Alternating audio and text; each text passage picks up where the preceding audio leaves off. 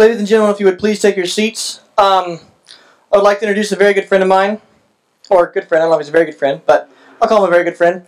Daniel Becker is the, I think he's still the current president of Georgia Right to Life, formerly on the board of National Right to Life. He's a field director for Personhood USA, is that correct? And he's going to give us a presentation about personhood. He's the author of the book Personhood, A Pragmatic Guide to Pro-Life Victory in the 21st Century and a Return to First Principles in Politics. Is that correct? Good, I got it right. Dan has been a bit of a mentor to me and a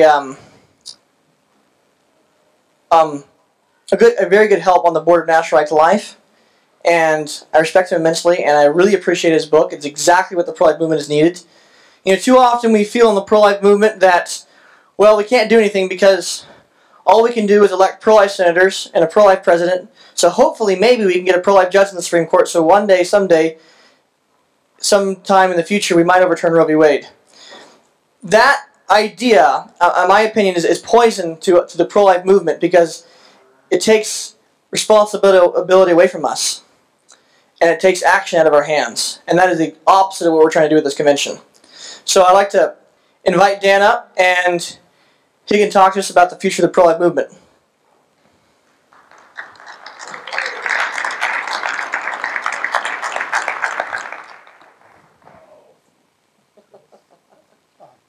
I think I'm wired. Good evening. It's 6:15 back home in Atlanta, and I know that Bobby and I are definitely feeling that time lag. David, he's not so much. He's from the Central Time Zone. I've got the unenviable position of right after lunch. So if I see you nodding off, I promise we're going to take you on a trip. I don't think you're going to be tempted to do so. But I am going to ask you to fasten your seatbelts because I'm going to take you on a ride in my time machine. We're going to go back a little bit into history, dip into the future, and hopefully a soft landing in the present by the time we're done. But I promise you it'll be challenging. And you will be challenged in your thinking, in your approach, and what we do as activists to impact the culture. 40 years ago, I had the privilege of studying under Dr. Francis Schaeffer at L'Abri in Switzerland. My wife and I slept under his dining room table. I mean, this was, he's credited with having brought a lot of the evangelical church into the movement. Laggardly, I mean, we were behind the Catholic leadership and the position that they had occupied for so long, but, you know, Johnny come lately, we came with a passion. And one of the things that he taught me at L'Abri was the presuppositional thought. Everything that we do in culture is based on a set of presuppositions that go back to our doctrines. It is doctrine that influences philosophy. And out of philosophy comes public policy, which translates into law and into the entertainment field.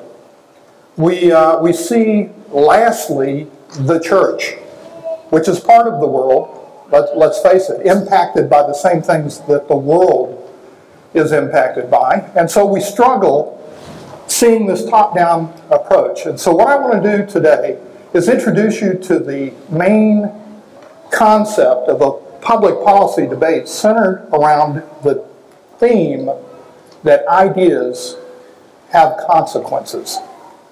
So fasten your seatbelts, which is what I had to literally do to come here. This is what my front yard looked like in Atlanta as I had to drive, not down my driveway, that was a ski slope. I had to drive through the pasture and through the front yard with my four-wheel drive just to get to the airport. My flight was the first one that left, going north after they opened the airports back up. So I'm fortunate to be here. I'm delighted to be here for the second time in about 7 months. So I appreciate everything that Chris, Haley are doing with Alaska Right to Life. Very proud of you. I speak of you around the nation. So, this is not a time to hold back or to hunker down, as we say in the South, but to advance and move forward. I believe that you're poised on that.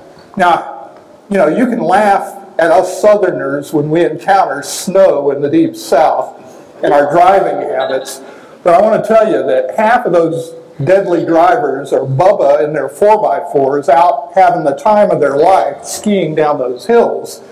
And the other half are Northerners who think they can lay aside the laws of physics and friction and drive on ice because they've driven on snow up north. And I want to tell you, it's just as deadly and dangerous. Those ideas have consequences. You do not want to be on a southern road in the midst of an ice and snowstorm of any kind. You're taking your life in your hands. But it was worth it, and I praise God that I was able to, despite President Obama declaring Georgia a disaster area, and our governor saying he's called out martial law on the roads, I was still able to make it to the airport and get here. Ideas have consequences. This is what motivates me. It is my 26 grandchildren who are, in fact, growing and looking forward to the generation that they will encounter here in the United States is going to be, if you see clearly, a frightening experience. We will not have a right to life movement as we now envision it. We have got to expand our tent pegs to the right and to the left to encompass everything that the culture is throwing at us in the area of the sanctity of life. I realized this back in 2005 at a National Right to Life convention. And I'm going to try to speed up my speech because as a Southerner I talk half as fast as David B. Wright does. So, Nigel Cameron, Chuck Colson's dean of the Wilberforce Forum, back in 2005 came to National Right to Life convention and he said, all right, I'm going to lay it on you. There are two terms that will come to dominate public policy in the 21st century. Dominate public policy. And he said, I bet you can't tell me either one. And he was right. He dropped those two terms on us, and you could have heard a pin drop. Transhumanism and the new eugenics. They're hiding it under terms like reprogenetics or germinal choice. But however you dice it, it's the same old eugenics that we saw from Margaret Sanger in the 1920s and on that brought such devastation, not only to our country, but to other countries as well. Now, back at the same time frame, Foreign Policy magazine identified the China one-child policy as being the most dangerous idea in the world today because the preponderance of the Asian desire for male rather than female led to gendercide of a massive scale that literally foreign policy experts suggested might be the undoing of China. The destabilization of a massive culture based around a eugenic preference or bias. And in the area of transhumanism, Wired magazine, not exactly a bastion of conservative thought, suggested that cloning and human enhancements were among the most dangerous ideas facing us in the 21st century. What does this have to do with the sanctity of life, with the pro-life movement? Well, it clearly identifies when we are human. It deals with the question of when we are human. We have a training session, a 4-hour training session that we take to college campuses where we train students for life and other willing pro-life activists on how to engage the culture in the area of answering these two questions. When are we human? And unless they're a in the reproductive sciences division on campus, that's usually not a tough question to get them to answer correctly. But you know, it's the scientific students that are having difficulty answering that question because they're being trained that we're only potentially human. Strange twist of science. When are we a person deals with when do laws attach that recognize and protect. I just got back the week before Christmas from Yale University where I was attending a symposium on non-human personhood for whales, for dolphins, for elephants, and for artificial intelligence, AIs. In fact, it was the very first historic event that ever invited at a college symposium level an artificial intelligence to come and speak to the group. Fully interactive, fully cognizant, seemingly emulating humanity to what we call the uncanny valley level, where it gives you the yucks when you see it happening. We're moving fast into a technological morass entangling the sanctity of life, our doctrinal position on Imago Dei, which is where the church has stood for for 2,000 years. Go back into the Old Testament, it's very well established that life begins prior to birth, that we are persons recognized by God, created in His image. It's a theological position that influenced Western thought and philosophy for literally century after century after century. And we were able to see, by the power of the gospel, those pagan cultures captured for a high view of the sanctity of life and human dignity. Catholic, Protestant, we're 110% on the same page doctrinally in the area of the sanctity of life.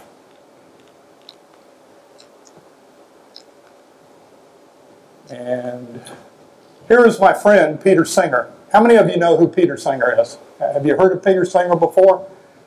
He is, if you look him up on your smartphones right now, arguably the greatest living philosopher of today. Peter Singer is the Decant Professor of Bioethics at Princeton University. He's the head of the animal rights movement itself. And he has defined personhood in a way that includes these definitions.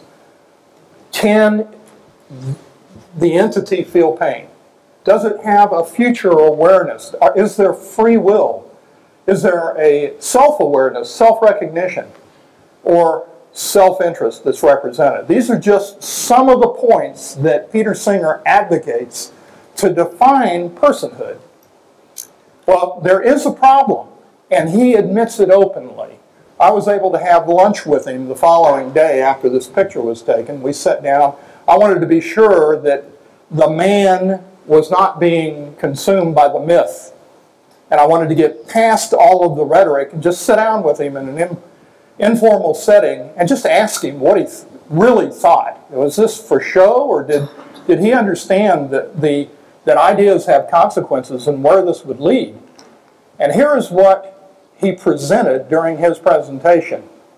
There are classifications of human existence, those who are temporarily comatose, misdiagnosed as being in a persistent vegetative state, those who are temporarily in some form of drug-induced dementia or otherwise, developmental disabilities, those who are yet preborn, those who are born with congenital anomalies, and yes, even healthy children, perfectly healthy born children, through 18 months of life are not persons and should not be protected in law, and therefore the killing of these individuals is not murder. Now think about the ideas have consequences. What are the implications policy-wise of that? And particularly when you find out his position, which I'll show you in just a minute, in our society and our law. These are the questions of the day. And whether, I mean, you may have heard of personhood before in somewhat, negative terms within the pro-life movement's discussion today. But I tell you, the world is talking about it now. Where are our voices? Where are we as the church and in the pro-life movement in countering some very, very dangerous ideas? If we're to see the respect for the sanctity of life and human dignity maintained in our culture, then we cannot forget our church history, our Western history, the pro-life history of the movement itself, most recently, where we stand being anti-abortion. And by the way, you're going to hear something somewhat heretical. We have a myopic view of the sanctity of life if we are only focused on the issue of abortion. We cannot afford to be only focused on the issue of abortion, as we will see momentarily, lest the culture collapse and the certain judgment of God fall upon a nation, a people, a culture that has rejected what has been foundational from the beginning of the world. Ideas have consequences. And I'm going to take you on a short historical journey back nearly a century to Hadamir, Germany in 1920. Now, this is not the bodies of concentration camp victims being burned in a crematorium. This is 11 years before Hitler rises to power. In fact, he's in jail right now writing Mein Kampf in 1920. This is Germany pre-Nazism. Liberal theology has come in and devastated the authority of the church to be able to speak into the culture. And they had just suffered defeat in World War I. Part of that defeat was the onerous penalties placed for reparation by the Allies to pay back the war costs of all the nations that were attacked. It threw them into a situation of hyperinflation where you've heard tales of wheelbarrow loads full of cash being used to buy a single loaf of bread. Their currency became so devalued that it was not good for anything other than to heat their homes in the furnace or to be used as insulation or wallpaper in their homes. They were reeling under a situation that they didn't know how to deal with. What you're actually looking at in Hadamir, with the smoke pouring out there, is a hospital for the war heroes of World War I.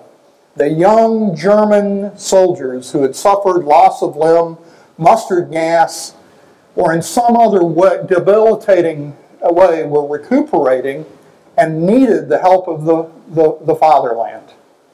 And what happened was that when an almost seemingly infinite need in a socialized form of medicine met a limited set of resources, what has to happen? Rationing. They had to ration their medical care in the 1920s in order to care for the German war heroes. And how were they to do that? Well, they did that through a series of public policy debates that led them, with very notable success, to arguing that the economic savings justified the killing of useless eaters. These useless eaters could be killed, removed from society. They were a huge drain upon the medical resources, and they were able to deal with them accordingly. Now, parents, I'll warn you now, and I don't see any young children in the room, but there are some graphic images of the nature of communicating. I'm going to give you plenty of warning in advance. But who were these useless eaters? Well, they begin with Potter's syndrome, children born with Potter's syndrome. This is where your kidneys are generally outside the body, and it's a terminal situation until just recently. The first known case of correction was done in Washington State to a congressman's son. Children born with anencephaly, only a lower brain STEM, no higher brain functions, no brain at all to speak of.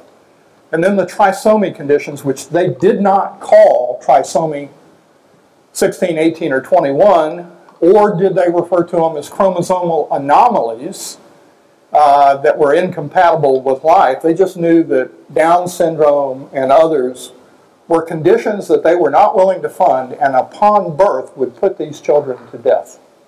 Now, that was public policy in Germany out of necessity in 1920. But the problem with a slippery slope is what? It slides. Just the same reason I didn't want to get on my driveway coming to the airport. We know that any class that's identified of human life that is not protected will expand. And that's what I wanted to ask Peter Singer. Do you really believe that your class of human life that you've identified, which even if I were to grant you that you could kill them, would not expand? And there was no credible answer. He said, well, we're doing it now. So what's the harm? It was expanded to include the incurably ill, the medically futile, the mentally challenged. They emptied a lot of their mental asylums. And then it was extended to perfectly healthy, blind, deaf, and dumb children of all ages. And then to half-breeds and other desirables. And over the course of 2 decades of public policy, that slippery slope finally led to the Holocaust itself. Nothing is created in a vacuum. Everything has an origin. Here is a school bus whose walls have been insulated and the windows have been boarded up. And these school buses would pull up to the maternity wards and later to the apartment complexes where the blind and deaf children were forcibly removed from their parents. Ostensibly, the parents were told that the children would receive the highest level of medical care and scientific knowledge available in Germany today. And so the parents, willingly or not, saw their children hustled into these school buses and carted off to Hadamir Hospital for a medical examination, where instead of examining them, a physician put 3 colors of Band-Aids on them representing 3 different conditions. Kill them and cut out their brain for scientific research, or kill them and cut out their gold teeth if they were an older patient. Up to 100 victims a day at the height of the program arrived on these buses. And, you know, the parents, a month later, would receive an urn of ashes of their child who had succumbed to some of the 60 fatal diseases that the doctors used as an excuse to kill the children, some of which were like acute appendicitis, which was pretty troubling when you consider the child had had its appendix out 3 years before. So the jig was up after a while, and even in the midst of Nazism itself, by 1941, the T4 Actian program was in full swing. And what they did was they attempted to do human experimentation on these classes of human life to advance the war effort, medical knowledge, and so forth. But the parents put their foot down. And it was neither Hitler, Himmler, or Goebbels and their fantastic propaganda machine could oppose the concerted voice of parents marching in the streets of Nazi Germany. And so the program was shut down by public acclaim. Well, where were they going to go to get human subjects, test subjects, for the war effort? Well, they turned to Auschwitz, Dachau, Ravensbrück, and a number of the camps became the scene of the most heinous human experimentation. What you're looking at is an inmate in Auschwitz who is dressed in the garb of a German pilot downed to emulate a crash into the North Sea. where the water temperature is 32, 33 degrees. Hypothermia would set in 3 or 4 minutes if unprotected. And what they were doing were testing out different devices and means of resuscitation for these downed pilots using human test subjects who would succumb to hypothermia and then literally, while alive, have their brains examined, weighed, and removed for scientific research. Many of you may have heard of Joseph Mengele, the most infamous of the Nazi doctors, if you can call him a doctor. He specialized in identical twins, comparing one against another. In fact, we all know about separating conjoined twins. Mengele conjoined separated twins to observe their physiological and psychological response to being conjoined. He operated on them, in the case of females, to remove their reproductive organs to see what the hormonal changes would do and how it would stunt growth and so forth. Needless to say, he was never brought to justice, but died of old age in Argentina somewhere, or Uruguay. But the others didn't meet a like end. 1945, the Nuremberg trials, the Allied prosecutor Thomas Dodd held up the epitome of German scientific advancement: how to shrink a human head. The depravity of a once great nation crumbling over the course of 20 years. Of course, there was a lot that predated those 20 years in the way of the erosion of the church and its authority. 16 of the doctors were charged with human experimentation without informed consent. 7 were executed by hanging. And there were 3 nurses from Hadamir that were convicted as well. How many of you have, we'll move out of Germany. How many of you have heard of Godwin's Law? Anybody? Anybody have a blog or have been on a blog? The blogosphere. Now, I know we're dating some of you, but, you know, the blogosphere, Mike Godwin created an axiom. He observed that given enough time on any blog, that inevitably the other side would be accused of being Nazis or being like Hitler. That was inevitable. The longer the blog discussion went, the more likely it was somebody was going to point a finger at the other side and call them Nazis. Now, Wikipedia, the source of all human wisdom, goes on to say that there's only one problem with Godwin's Law, and that's when it's actually appropriate, that the analogy is appropriate. And, you know, we lose sight of that. We have been taught today, you can't bring up Nazism, not even historically, because that's sacrosanct. Well, I bet. I mean, seeing some of the things that were done and what we're doing today, I want you to decide if this is a needless exercise here in history. This is from the May 2012 front cover of Discover magazine, which says in the sidebar, science, technology, and the future. Not a conservative journal. And yet, because of today's climate of a rush to harvest body parts from those who have been diagnosed as brain dead, has led to an outcry by a liberal journal saying, wait a minute, they're not dead yet. Not dead yet. The editor lost his job over this article that came out in 2012. How dare the medical community be confronted with the fox guarding the hen house, where in Georgia it only takes one doctor to diagnose brain death and you can be harvested within 1 hour of that. Your beating heart and your breathing lungs taken from you. I've been in 2 medical interventions in the last 3 weeks as a Right to Life director, stopping hospitals from doing that very thing on the basis of the loved ones, one of which was a friend of mine. What is it that we're looking at here?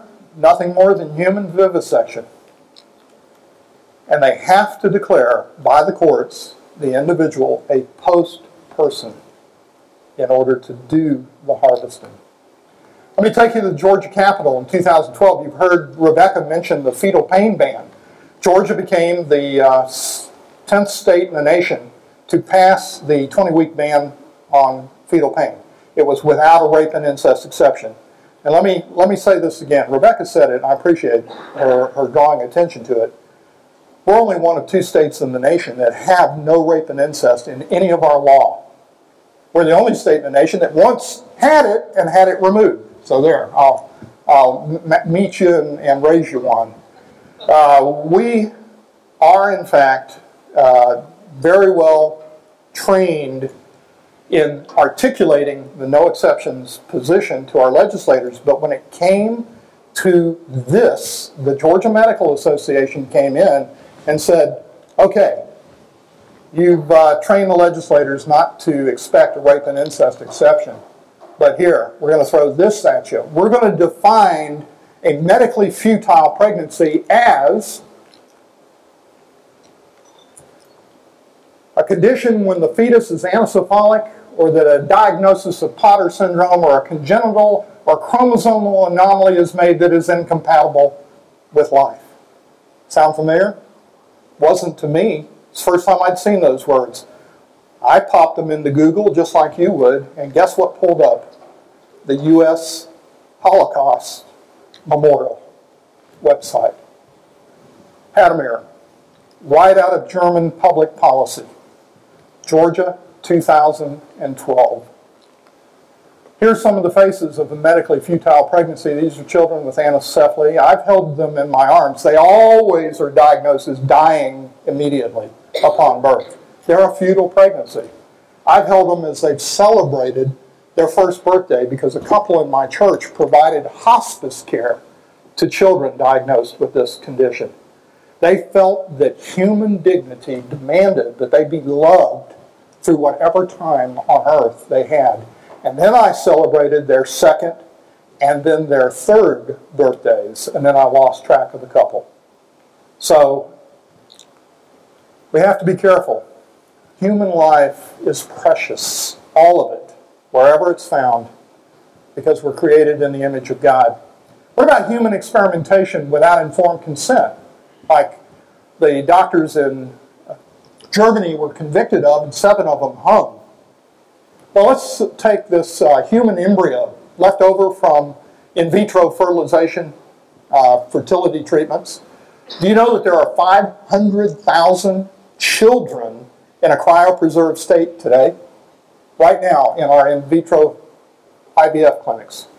500,000. 40,000 of those are in Georgia alone. Do you know what the age, shelf life of a frozen embryo is?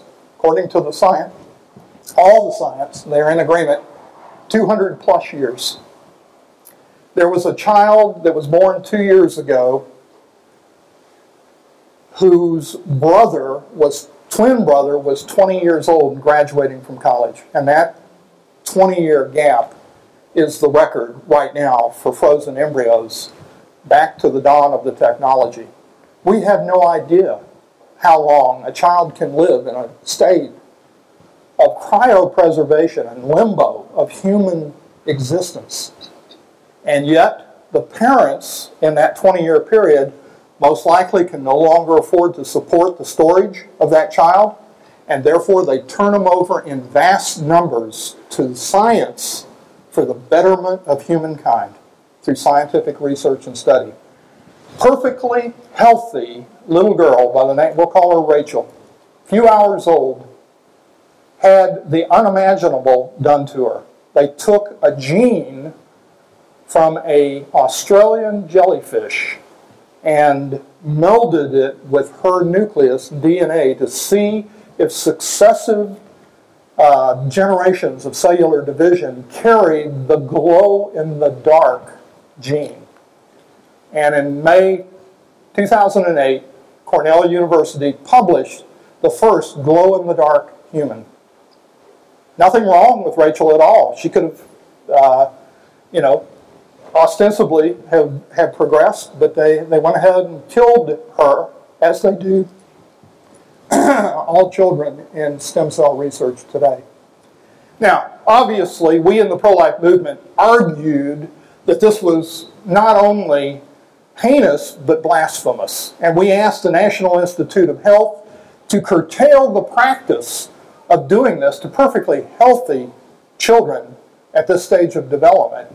A spokesman for the National Institute of Health said that the Cornell work would not be classified as gene therapy in need of review because the test tube embryo is not considered a person. Are you tracking with me on this? Personhood. Peter Singer, the attack on humanity at all stages, including the elderly and the infirm, the preborn, those in an embryonic state. What is the one term we're all discussing scientifically and legally? It's the term person. What is a person? Well, it gets worse. Melissa Perry said, when does life begin on MSNBC? I submit the answer depends an awful lot on the feeling of the parents. A powerful feeling, but not science. You know, this is the feeling generation. There are no absolutes anymore. Absolutes are not in vogue. Feelings and how we feel, as Rebecca says, rationality and rational thought goes right out the window. It's all about feelings today. Not a good foundation for public policy discussions. And here's my friend Peter Singer. If parents want the newborn, it's wrong to kill the baby. Baby. Notice the terminology. Because the act deprives them of happiness. On the other hand, killing a defective newborn up to 28 days after birth is not morally equivalent to killing a person. And he changed that to 18 months. Because as he defined personhood, toddlers were not included and found in that subset. Why is this important? Take a look at who he is. President Obama has appointed the DeCamp Professor of Bioethics as one of the top policymakers for Obamacare about who receives treatment, who gets paid for it, and what treatments they receive. And he admitted to me at lunch that he is a utilitarianist. He believes in a utilitarian philosophy that is the greatest good for the greatest number. And what that implies is that triage of the elderly, Alzheimer's patients. He even made the comment that if it weren't for my sister, my mother wouldn't be with us today. Now, you can't get more honest and consistent in your thinking than what Peter Singer represents.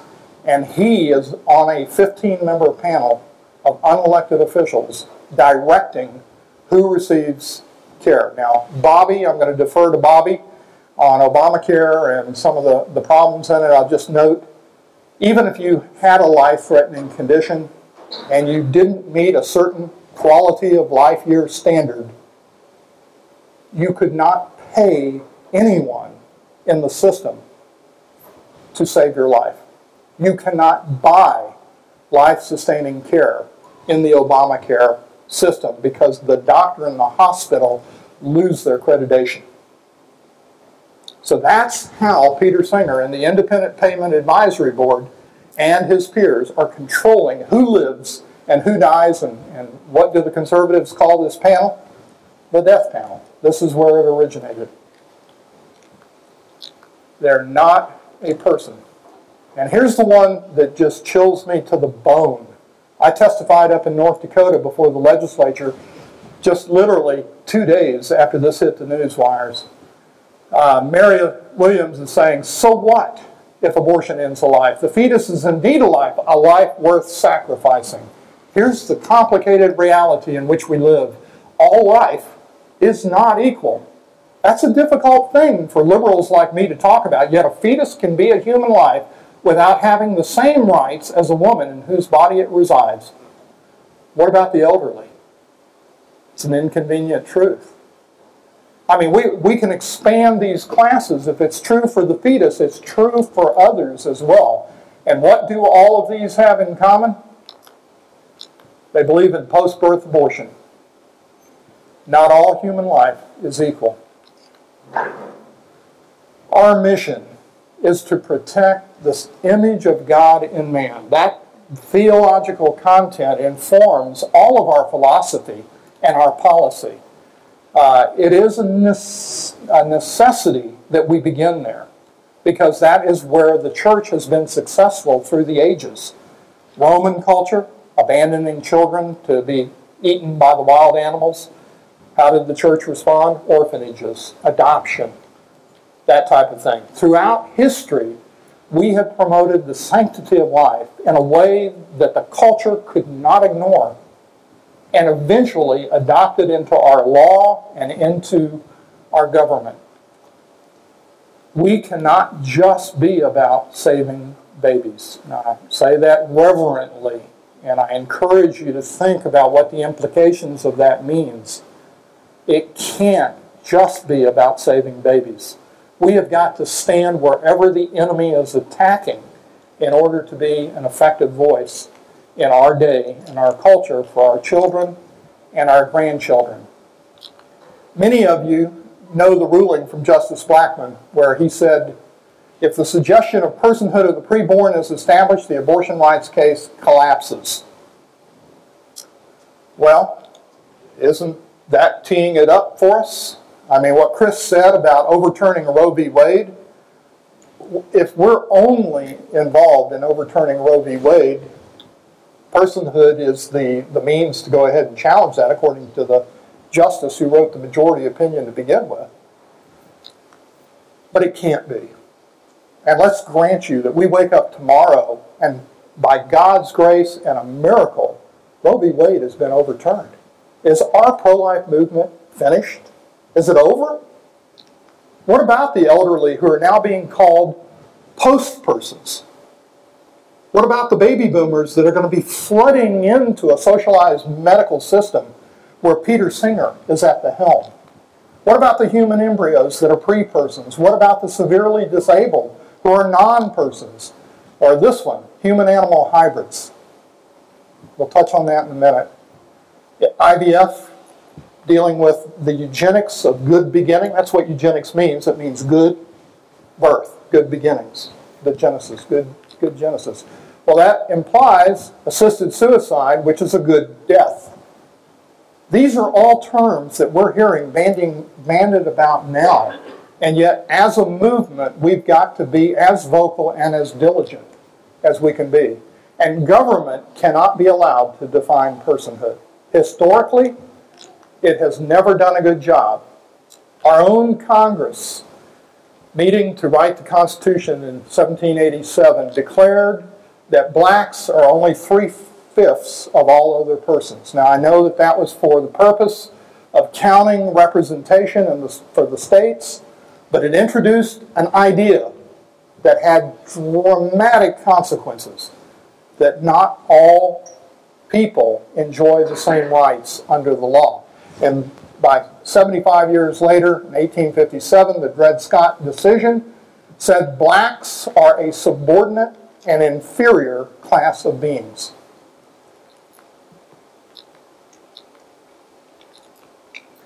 And then 1 year later, the Virginia Supreme Court ruled, in the eyes of the law, so far certainly as civil rights and relations are concerned, the slave is not a person, but a thing. When you see the symbol, there's a graphic representation of that idea following. So this was long after emancipation, long after the 13th and 14th Amendment. Did that solve the problem of lynching in the Deep South and elsewhere? No. Why? Because there was still not a societal move to recognize the personhood of African Americans. What did it take? It took the civil rights movement of the 60s to highlight people marching in the streets, the guard dogs in Birmingham and bus riots and so on and so forth. All of this to draw attention to the culture that something was amiss in the area of personhood. Back in Canada, a woman was defined in the Canadian Constitution. Women are persons in matters of pains and penalties, but are not persons in matters of rights and privileges. How do you like that, ladies? You probably know a good bit about that, or feel like you do. Well, that didn't sit well with Emily Murphy, who became the first woman elected to Parliament in the entire British Empire. And she went to be seated in her seat, and the Prime Minister said to her, "Emily, I can't seat you." And she said, "Why?" He said, "You're not a person." And she said, "We'll see about that." She went to the Canadian Supreme Court, and she asked the question, in Canadian law, does the word persons in Section 24 include female persons? Court's response, no, it does not. Are we really looking to reverse the Supreme Court? Think about it. Is that what it took in this case with Emily and the movement? And I'm pressing a button. There we go. They had to march in the streets. Marching in the streets, once again, drawing attention, highlighting the need for societal change, to draw attention to, direct it. Ideas have consequences, and we are minus 100 million girls today. Economist magazine, in the editorial, when you flip open the cover, said, we're a pro-choice, pro-woman's reproductive rights magazine. But this has gone too far. This is not good. Native Americans, an Indian is not a person within the meaning of the Constitution. Congress may prevent an Indian from leaving his reservation while he is on the reservation. It may deprive him of his liberty, his property, his life, because an Indian was not a person. 9 years later, we saw that with the massacre at Wounded Knee, a peaceful Indian tribe massacred by the cavalry in retaliation for the Battle of the Little Bighorn. They chased down women and children as far as 2 miles away and slaughtered them without mercy. 1935 in Nuremberg, they declared that Jews were not only not citizens, but a little later they declared them not even human. And of course we know what followed. Greg Cunningham says that this disturbing pattern of disputing someone's humanity to weaken his claims to rights of personhood repeats itself again and again in Western history. This is one of the panels we take to college campuses, showing the dehumanization through the denial of personhood. Chuck Colson said, and he noted, we moved from the taking of life in the 20th century, he was referring to the 20th century abortion issue, to the making of life right at the close of the 20th century, to the 21st century faking of life. The capacity of developments in fields of nanotechnology and other fields to manipulate and enhance the human condition so that it supplants biological human nature. What does that mean? How many of you know who NIFLA is for Pregnancy Resource? Yeah, NIFLA is, Tom Glessner is the lawyer that provides legal protection and counsel and manuals to about 450 to 500 pregnancy resource centers around. And he wrote a book called The Emerging Brave New World, in which he identified a number of these trends that Nigel Cameron talked about. We're going to look at them just briefly here, and hopefully I won't lose you on this. Transhumanism, one of the topics that Nigel Cameron from Colson's Institute said would dominate public policy. What in the world is it? It's nothing more than man creating man in man's image. You won't find anything more blasphemous in today's culture than transhumanism as a subject matter, as a philosophy. And Peter Singer, with the artificial intelligence folks from Princeton and Yale and Harvard, were all represented at the Personhood Symposium, openly promoting a transhumanist public policy that we as a nation are embracing left and right. It's using the sciences to enhance the human condition into ways that we are no longer even human. We are post-human. And they titled the new species Homo perfectus. The symbol is H+. And if you want to look in your smartphones, just type in H+, and it'll pull up all the magazines, all the articles, everything that currently is dealing in the area of transhumanists. It's their transhumanist Bible. It's how they proselytize the young people. But it's going on in other ways as well. See these areas of emerging technologies? They're all good. It is amazing what is going on now to the betterment of the human condition through scientific research. We are not Luddites. We are not against the advancement of scientific knowledge within the Dominion mandate. We are against tampering with that which God has said is sacrosanct. And that is where the problem is coming in. And I'll give you some examples. Our 3 generations of Americans have been raised on transhumanism. Do you recognize it? The 3 on the right have human enhancements, external body armor or something of that nature. The 4 on the left have been transgenically modified at a genetic level to enhance their condition. And this is being done today. It's nothing more than the lie of Genesis 3, because the goal of transhumanism is to achieve immortality. Can you imagine Hitler alive today, or Stalin? God has placed a limit of 120 years on evil. That is a prevenient grace that He's given to mankind to stop evil from proliferating, because power corrupts, absolute power corrupts absolutely.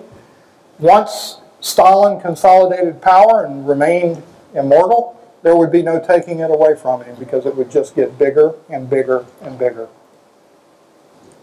And yet this is the goal of fallen man, transhuman. The omniscience, like God, knowing. And so we move from the taking of life and the making of life into the faking of life. Ectogenesis is an artificial womb. Cornell University is 4 to 5 years, they claim, from producing an artificial womb. The feminists are up in arms because Roe is predicated upon a right to privacy.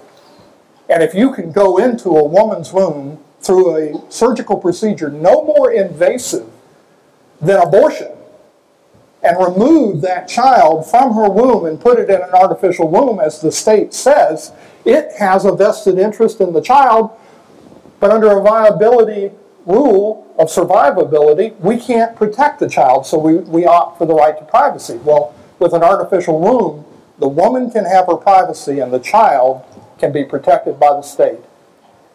And they don't know what to do with that. They are debating among themselves how best to answer that charge right now. What you're looking at here is not science fiction. It is a headless mouse growing in an artificial womb, all of its organs intact, for the purpose of harvesting those organs to fix sick mice. Is that what it's all about? It's developing the technology to grow headless bodies in an artificial womb as a form of farming. P-H-A-R-M-I-N-G.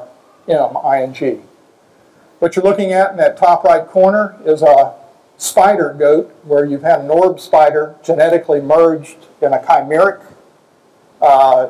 act to form a goat whose milk produces the spider web that they then harvest the protein from the milk and create biosteel for Kevlar vests and other protective armor. It's in high demand right now, and there are whole herds of these goats up in Pennsylvania being developed as we speak. A hairless mouse growing human ears for prosthetic burn victims.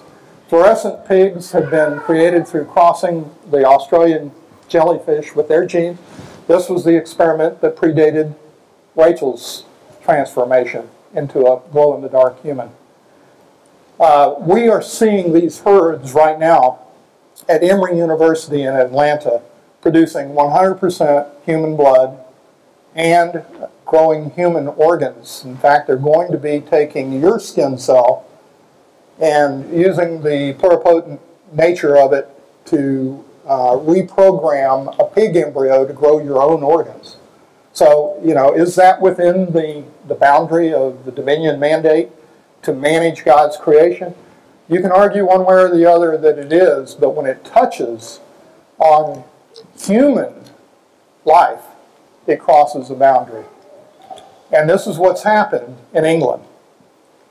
10 years ago, there was a public debate over chimeras, part this or part that led to the creation of what the press called cowboys. You take a frozen embryo, thaw it like Rachel, you pull out the nucleus that has our blueprint, DNA blueprint, 46 chromosomes, and throw away the remaining portion of the embryo, killing the child. You then take and do the same thing to a cow egg, a developing cow embryo, remove its nucleus, put the human into the cow mitochondria, zap it with electricity, and voila, you have a 98% human test subject, 2% cow.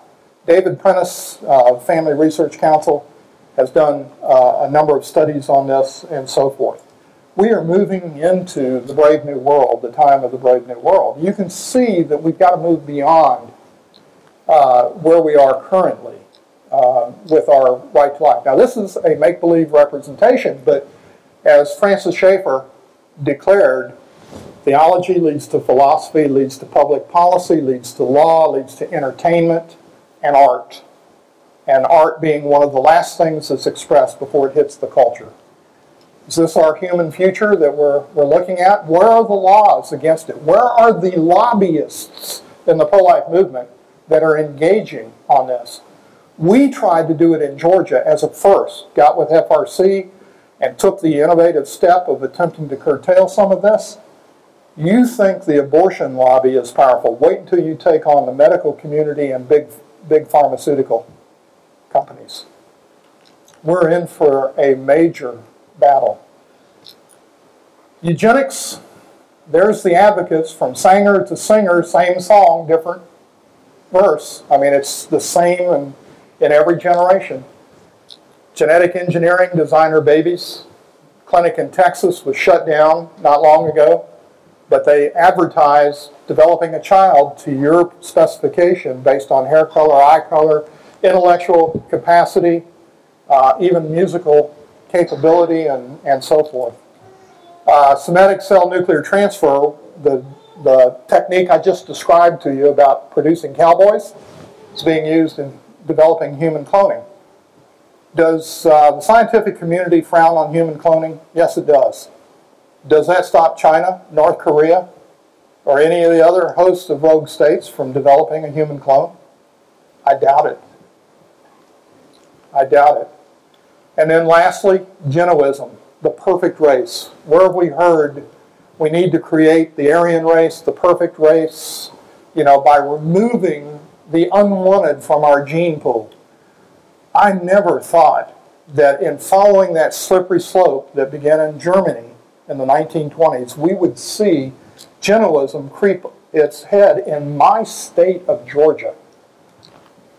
Emory University Reproductive Center boasts on their website that the mechanical process of embryo cryopreservation is laboratory controlled. Well, that's comforting. To reduce the risk of technical failure. And then they declared only high-quality embryos are selected for cryopreservation because poor quality, change the word to children, seldom survive the freezing and thawing process. Genoism, creating a eugenic race based on the best of class, removing defective.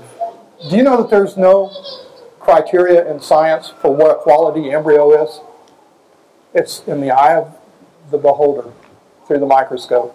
There is no objective standard for determining which of these children are quality children and which are not. And lastly, H Plus Magazine did an interview with a German transhumanist. And they asked the question, I thought it was very insightful, what happened. Is there any interest in eugenics in Germany now, or is it a totally taboo topic? And the answer from the transhumanist was, due to the Nazi history of Germany, eugenics is actually a totally taboo topic here, regardless of differences in definition, goals, or means. It's also similar with procedures like pre-implantation diagnostics, euthanasia, and other human enhancement technologies that are also often viewed in this context. Eugenics, transhumanism, twin siblings in today's public policy debate, and yet Germany won't have anything to do with it. Why?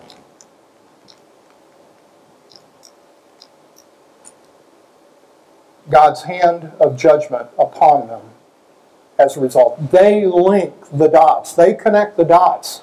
They know that ideas have consequences, and that's why it's a taboo subject. They saw what the buses and the public policy debates and how they led to the denigration of human dignity, sanctity of human life in their once great culture, and saw that culture collapse.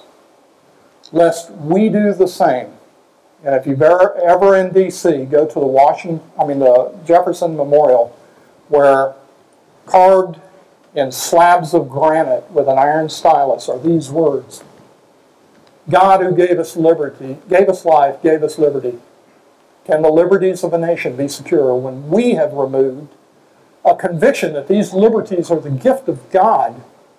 Indeed, I tremble for my country when I reflect that God is just and that his justice cannot sleep forever. 3 weeks ago, I was in San Francisco with Dr. James Dobson, where he delivered the keynote to a group of leaders, and he said, we're done. It's over. The time is gone. We are at the cusp of the destruction of Western culture and civilization as we know it. Now, where are you hearing these kind of dire results predicted in our press or throughout our movement? He, of course, was speaking about the life issue. If we do not hold the ground on the sanctity of life in this generation, then it's done, because we've lost the marriage issue in his mind. At least for a generation. At least for a generation.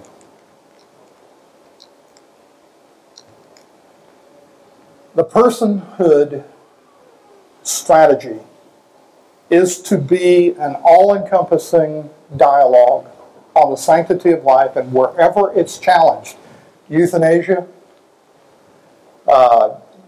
embryonic stem cell, human-animal hybrids, it's not just abortion, but it applies to abortion because it's central to it. And what we've done is taken a strategy whereby every single state files a right to life, like they've done in North Dakota, passed it through the legislature, and are voting on it as the people in November of this year, that declares that North Dakotans will protect and defend human life at any stage of development. The bishops are behind it for the first time. We have a coalition of Concerned Women for America, Family Research Council. We've got the diocese of both Bismarck and Fargo. We've got Personhood USA and North Dakota Right to Life, all in full agreement for the first time that I've experienced in any of these exercises. It's an outstanding opportunity to send a message that this far, no further. We're taking matters into our own hands, and as far as the state of North Dakota goes, we will declare that we are a right-to-life state. So big things afoot. Time may be of fleeting accord as we consider the whole right-to-life movement, but we're not lost. It's not hopeless. We could see a renewal and a revival in the culture and throughout society. And what I'm going to ask of you is that you consider to be a lighthouse keeper in the midst of the darkness. Now, these are some very dark things that I've shared with you today. I'm not going to gloss over the seriousness of where we are. I do not believe that the pro-life movement is adequately addressing or equipped to address these issues that I've laid out before you.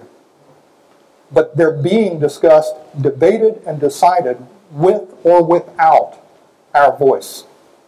And it's essential that we, as Wesley Smith says, catch up. 15 years, we're behind the curve. It's time to catch up. We need lighthouse keepers, those who will help to promote light in the midst of the darkness, those who know wherein they are grounded. Our faith, my personal faith and yours in Jesus Christ as the rock that is higher than all other.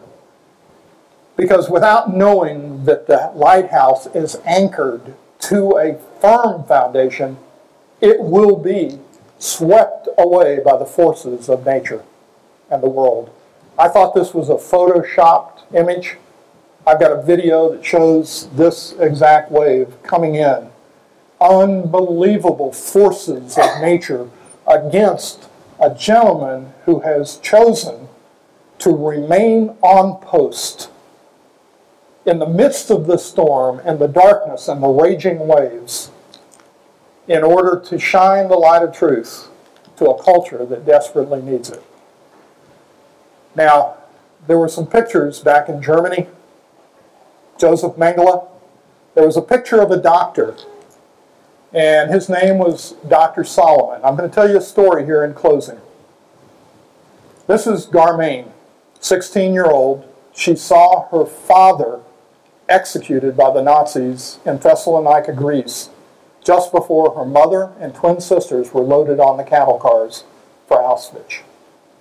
On arrival at Auschwitz, her mother and her twin sisters were sent to the gas chambers, never to be seen again. She, being 16, was sent to the medical block for human experimentation under Mengele, where he chose her as one of his studies in reproductive health by removing her ovaries. And it was during the course of this operation, she'd already had one ovary removed without anesthesia, because that went to the front-line troops, when the air raid sirens began going off. Mengele, being the courageous man that he was, fled to the bomb shelter along with the other Germans in the room and instructed a Jewish doctor by the name of Solomon to go ahead and remove the second ovary and sew her back up. And he was under pain of death. He had to do what they told him, but he was as compassionate as he could be. And as soon as the Germans were out of the room, he bent down and whispered in Garmain's ear, "Remember me when you get out. I am not going to remove your other ovary. Name your first son after me." 3 years later, after the war, she married Simon, who was another Auschwitz survivor. Two surviving the terrors of Auschwitz. And the union produced a little boy whom they named, we have no sound.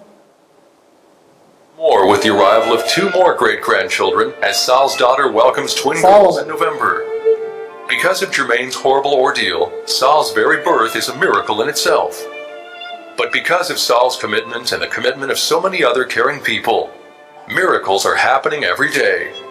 Because we are called for such a time as this, today's Holocaust of abortion is being replaced by miracles of life. One day at a time, one life at a time.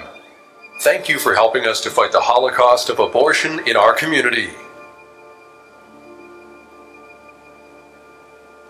This gentleman, Saul Pinchon, is over an organization that represents 243 pregnancy resource centers. State of Florida. He has seen thousands saved under his ministry. He is a Jew who met his Messiah at the age of 40. And as a Christian, completed Jew, he led his father to the Lord just before his death and asked that we pray for his mother because he feels that she is close as well. Saul came up to me after this presentation, not knowing he was in the audience and not having known about his story. I've added that here for the first time. And he was obviously moved by the knowledge and the information. He said, Dan, this has got to get out through the pro-life movement. We're saving them as they're, we're rescuing them one at a time from the river and the flood. But this will stop them from being thrown in. You have got to get this message out, and we have got to establish the sanctity of life and the remembrance of the Holocaust in our time. Will you be that voice for the voiceless? You've heard the challenge from David. I am called to lead. I can lead. I must lead. If we are to see this scourge checked, answered, responded to, and repudiated in my grandchildren's generation, because it's coming. Thank you so much for this opportunity to share.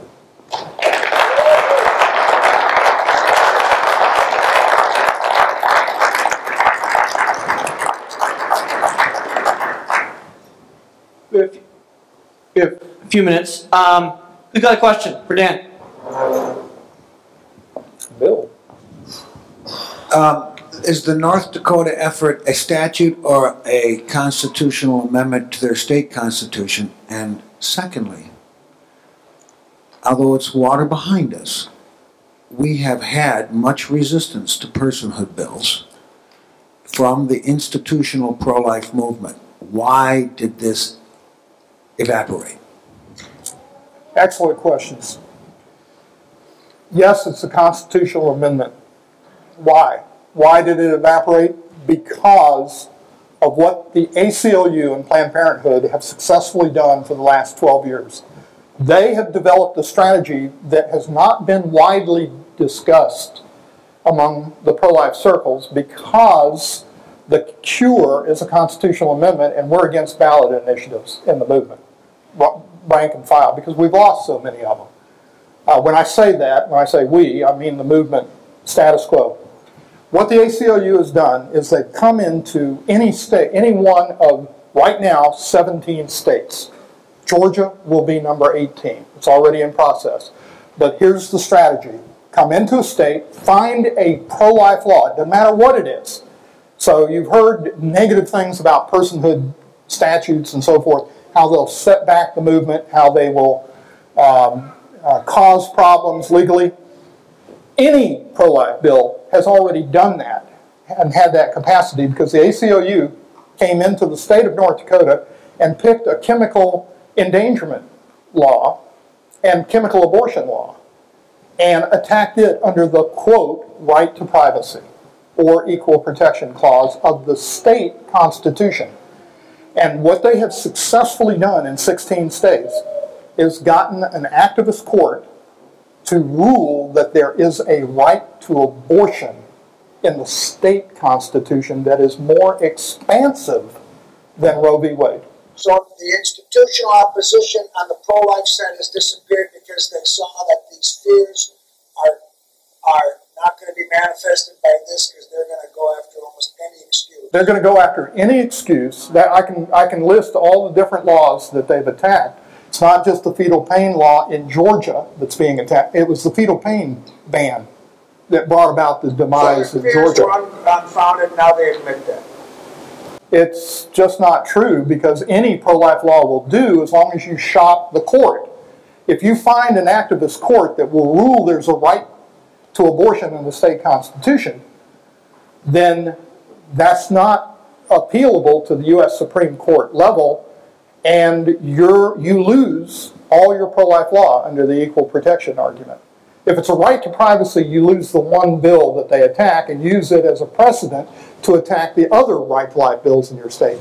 But if courts rule under the equal protection clause, it's a grand slam home run. You lose everything overnight.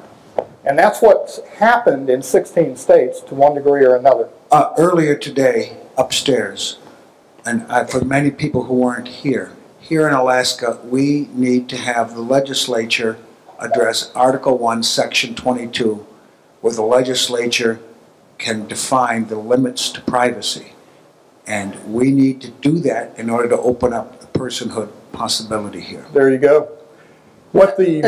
Just to answer that, actually, personhood could circumvent that anyways, but you are right, Bob. But actually, it's beyond Article 1, Section 22. They've also said it's an equal protection clause. Am I right, Matt? That was the justification for the state Supreme Court saying that we had to pay for abortions in this state. What they have done is create a climate in which court after court, state after state, are falling like dominoes. The only cure is a constitutional amendment at a state level declaring a right to life in the state constitution as opposed to a right to abortion. That is what we did in North Dakota, and the bishops got on board, all of the other groups got on board, the legislators got on board, and we hope to turn in a victory in November of this year as a flame that hopefully will ignite opposition around the nation. Rebecca. And you also talked about what happened in North Dakota in the primaries that got you guys the votes you needed. There was Georgia, wherever this personhood strategy has been implemented, I appreciate so much David's point. It's based on faith, prayer, the belief that there is a God who is just and that he is still involved in the affairs of men. When I say that, I don't say that lightly, because we have seen miracles in the state of Georgia over the last 15 years of timing and so forth to bring about things that we could never have accomplished on our own and in our own strength. And when I say that, I'll give you North Dakota as an example. Personhood USA went into North Dakota. We filed a personhood statute. It was opposed by key pro-life state members of the Senate, including the Senate Majority Leader, who was pro-life, with exceptions and everything else. We targeted the 4 votes in the Senate, the 4 senators who opposed the personhood statute in North Dakota 2 years ago. None of the 4 returned the following year, and we only defeated 2 of them in a primary. The others, one of them had an act of God and dropped dead 2 weeks before the legislature started. And that was here too? He died in Alaska. That's right. It was here. We clean things up for you guys. There you go. God is not an assassin. I'm not saying that. I'm just simply saying that our lives are in his hands, and the fear of God fell on that legislature. I've never seen anything. In all my years of lobbying, I walked in last year and lobbied for 4 months in North Dakota. There wasn't a pro-life bill they didn't love. I mean, the fetal pain bill was the ho-hum bill. Heartbeat, you name it. Clinic regs, pro-life, the personhood amendment, everything just boom, boom, boom, boom, boom, boom, boom. We have got to take a stand. It's when we stand. You have not because you ask not. And it's time for this wishy-washy affair with the GOP to go away. Long past time. You mentioned, talking about Germany, that the beginning of the slippery slope was the end of Orthodox theology within the churches of Germany. We go back even farther and looking at the importance of the churches in moral movements, and you look back with William Wilberforce and the end of the slave trade in England and Great Britain and ultimately all of Europe, And he didn't have any real traction until he got the churches involved. And we look at the end of the slave trade here in America, and we credit Abe Lincoln for that because he started the war over it. But John Quincy Adams is the one that should get the credit for mobilizing the churches to get involved and start moving on that. The first thing we did in Georgia 15 years ago was declare ourselves a faith-based movement, a faith-based organization. Why is that important? Because most of the pro-life groups do not claim to be faith-based. You cannot organize the churches around that which is not common. And this is what Francis Schaeffer and Jack Wilkie, Catholic and evangelical, pulled together in a co-belligerency around the doctrine that excited our base, the church itself. Now, when we start talking about we've got to add a rape and incest exception in order to get the votes, that's pure political pragmatism. It has nothing to do with the foundational tenets of our faith that drive all of us, that keep us on task and on point. Without our faith, it's impossible to please God. And so the pro-life movement needs a renewal, a return to faith doctrinally, letting the doctrines drive the bus or the train. And this is some of the things that we saw successful in Georgia. That, yes, you involve yourself through political action. Yes, you involve yourself in lobbying and legislation. But you don't ever yield that which God commands. A child shall not be put to death for the crimes of its father, Deuteronomy 24:16. We can't get around that. So beginning, as my mentor said, with theology first, doctrines dictate philosophy, which dictates policy, and all other things follow. We're one of the few groups in the nation that are both Christ-centric and gospel-oriented and faith-based. How did you gel the churches, though?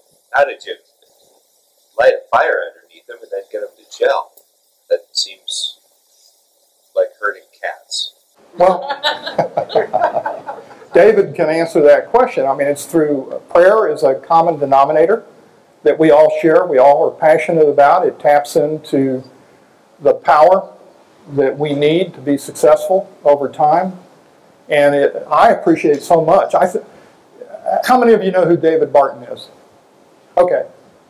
I was at the lovely, beautiful Des Moines, Iowa as well. And when I heard David Barton speak here recently, a month ago, he believes we're in the midst of a revival. Here's the evidences that he says history shows we're in the midst of revival. 40 Days for Life is one of the evidences. So praise God, David. You know, God is raising up his people. He's putting the power back into the source to drive the movement where it needs to be for the 21st century. And that's what I'm excited about, is seeing state after state after state. Iowa, presidential caucuses, they're announcing in 2 weeks that they're going to a no exceptions, no compromise personhood position. They've already got their personhood amendment filed, and it's the FRC, Family Policy Council in Iowa, that's driving this. I mean, they're already in control of the presidential caucuses for 2016. New Hampshire Right to Life, another gateway presidential caucus, 100% on board with personhood. The caucus there, the legislative caucus, going to a full, no exceptions, no compromise position. They're not affiliate, NRLC, they're an affiliate of American Life. I haven't mentioned NRLC, and I wasn't planning on mentioning NRLC because I don't want to speak ill of those whom I have enjoyed a lot of time with, but I don't believe they're on the right path, and as soon as I get back to Atlanta from Alaska, I'm heading up to D.C. With my contingency from Georgia Right to Life, and we're going to have a Matthew 18 meeting with National Right to Life over this issue. We want to appeal and appeal and appeal again to move towards a common ground of approach. And even though you don't agree with me, at least leave me alone to let me pursue what I believe to be a very powerful and positive expression of the body of Christ and the movement in the 21st century. Do you have a DVD briefing like this? There's several YouTube from around the nation. You just Google my name and Personhood, and it should pull up on. Yes, we're planning on videoing every. We videoed every session. We're putting all of this on our website, and we'll be putting it on YouTube. But yeah, I already I thought I had watched, but I already actually watched all of this, or most all of it, on YouTube before. We do a training. It's a 4-hour, half-a-day training, and then we go to the local college campus to engage the culture around some of these same issues. We'd encourage you to pick that up at some point as a practical. Most of us here believe that life begins at conception, and I know you strongly support that in Personhood. I believe that it is in the wrong direction and a waste of resources and money to pursue things like heartbeat bills and fetal pain bills. Why we believe God can do anything. He's done great things in Georgia. Why are we, or why are some still pursuing things like heartbeat bills, which say it's perfectly okay to kill a human in the womb as long as they're under 20 weeks? That is just disgusting to me. Because they don't actually say that. What they do say is we protect everybody from 20 weeks on. Well, it is. How many of you would be in favor of a ban on abortion outright? Just an outright ban on abortion. Well, that's an incremental step. You do understand that. Incrementalism is not a bad word. It is an incremental gain because you have not done anything to address the death and destruction that's going on in the IVF clinic. It has nothing to do with abortion over there. The scientific research and everything else. Therefore, is that ban on abortion an incremental bill that's bad because it leaves this class of human life unaddressed? Our opposition to incremental bills are those bills which state, like the fetal pain bill in the House and now in the Senate, that it's okay to kill this class of humans. We will save this class, and you can, by law, kill this class. And that's being a participant in evil. And we will not do good that evil may come. That's where we draw the line. But we will protect everybody we can, children facing death through human-animal hybrid experimentation. Doesn't do anything for the abortion issue, but it does save lives. So in the sanctity of life, personhood approach, we've got to get outside our paradigm of abortion. And it's hard at times to think critically along those lines. So I leave that with you. It's a matter of debate and discussion, and I appreciate where you're coming from for sure, because I would rather that we just get this done and over with. But we're not against incremental steps that do identify a class of human life, such as children facing death in an IVF clinic, that 100% protects their life and assures their existence as soon as we can find an adoptive set of parents for those children. Yeah, because we can criticize like the personhood effort and say, well, you're only protecting those in North Dakota. So by implication, you don't care about the ones in Alaska and South Dakota and everywhere else, you know? Or the elderly infirm, or the disabled, or the, I mean, you see that it's not a lack of concern for other classes of human life. It's just that a bill is specific to one class. And by nature, that's okay as long as you're not identifying a class you can kill. And that's my problem with what the movement is doing. And I will tell you, there are troubling signs on the horizon, because I've heard talk of the rape and incest exception as being the new pro-life position, that there will be no more bills at a federal level that do not include rape and incest exceptions. That was told outright by firm leaders. Human implantation, that it's okay that we accept the AKOG definition that a child is not a child until it implants in the womb. That's a 14-day window in which stem cell research and human-animal hybrids and a whole host of things take place. That could be an additional. Fetal anomaly, that was written by a leading right to life lobbying group that was added to the Georgia bill that allowed for the killing of fetal anomalies. Very clear definition of what that is, but it's still a eugenic bill that singles out a class of human life that my own church members would be glad to take into their homes in a compassionate manner until whatever time the Lord gives them on earth. So we've got some troubling times ahead of us, and I appreciate so much Chris, Alaska Right to Life, the innovation that he showed when he came for the first time to a National Right to Life board meeting, which you have to understand looks like a geriatric ward. In all honesty, and I include myself in that. And here's a fresh young face coming from Alaska. We all of us fell all over ourselves, greeting him. The same thing in the Republican Party. Because this is the next generation. This is the future. And we appreciate so much the leadership that is being shown by Alaska. Thank you very much, Dan. I appreciate it.